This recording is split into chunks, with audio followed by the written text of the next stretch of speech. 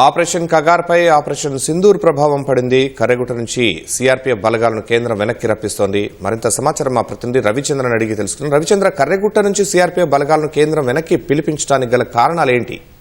ప్రధానంగా ఈ operation కగార్పై operation Sindoor ప్రభావం పడింది. తెలంగాణ సరిహద్దుల్లోని సీఆర్పీఎఫ్ బలగాలను కేంద్రం వెనక్కి రప్పిస్తోంది. సీఆర్పీఎఫ్ కోబ్రా జవాన్లను తమ హెడ్ క్వార్టర్స్ లో రిపోర్ట్ చేయాలని చెప్పేసిగా స్పష్టమైనటువంటి ఆదేశాలు ఇచ్చింది. ఈ ఆదేశాలతో ఇక్కడ ఉన్నటువంటి కోబ్రా దళాలు మొత్తం వెనక్కి కదులుతున్నాయి.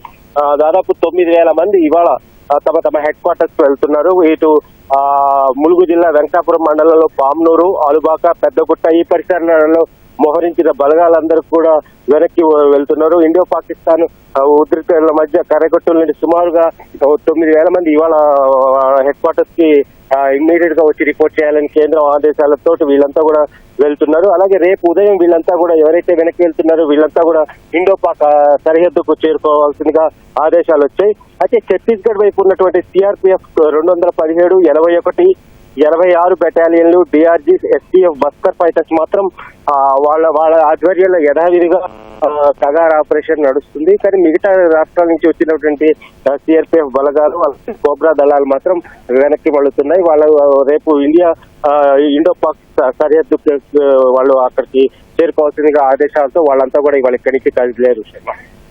ధన్యవాదాలు రవికృష్ణ.